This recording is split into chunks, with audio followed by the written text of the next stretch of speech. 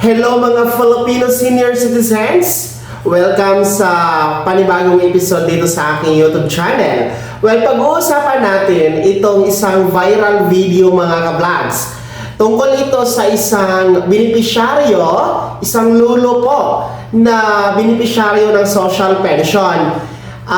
Ito yung naganap po sa Cabarugis, Quirino Province. No, kung makikita nyo po sa inyong screen, yan po ang viral video ngayon.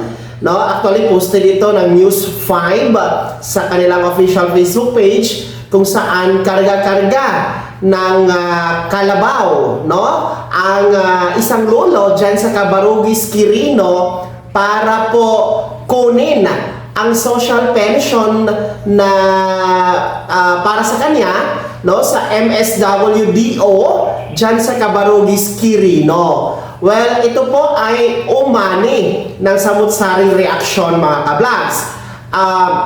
Ang paglilinaw kasi ng MSWDO ng Cabarugis, Quirino ay hindi naman kailangan talaga na dalhin yung bedridden na si Lolo na sinakay dyan sa kalabaw, no, para kunin yung kanyang social pension dahil maari naman po daw itong puntahan ng MSWDO personnel sa bahay mismo para doon iabot mismo ang kanyang social pension, no? At paglilinaw nila, meron daw miscommunication, no, between the family ni Lolo at sa MSWDO.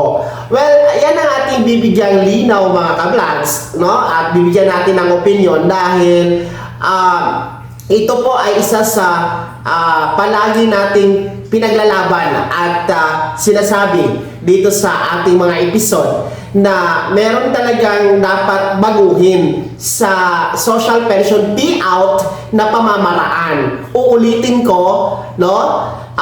Dapat na talaga na gawing ATM card na lang ang social pension payout, no, para ang mga senior citizen na beneficiaryo nito hindi na kailangang pumunta sa payout venue o hindi na kailangang pumila, hindi na kailangang pumunta sa MSWDO katulad ni Lolo dyan sa Cabarugis, Quirino, no, na sinakay pa ng balsa, no, from the mountain, no, mula sa bundok papuntang munisipyo.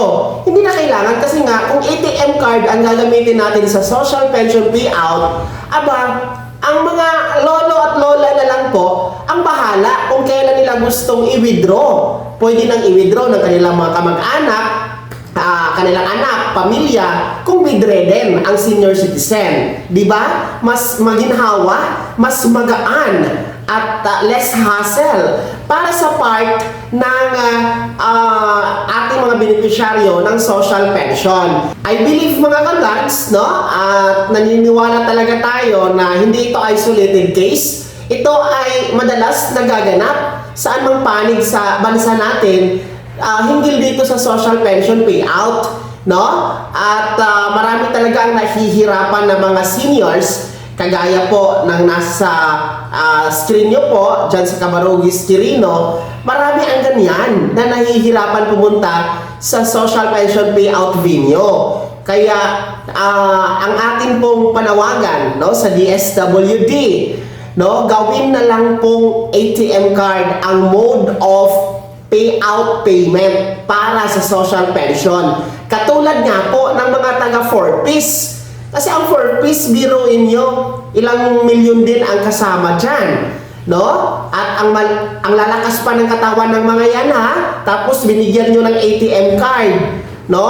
Samantalang itong ating mga senior citizen na mahihina na, may sakit na, mga bedridden na, pinapahirapan nyo pang ipapunta dyan sa social pension payout venue. Diba? Sana mag-isip naman kayo. Huwag natin pahirapan ang ating mga nakakatanda.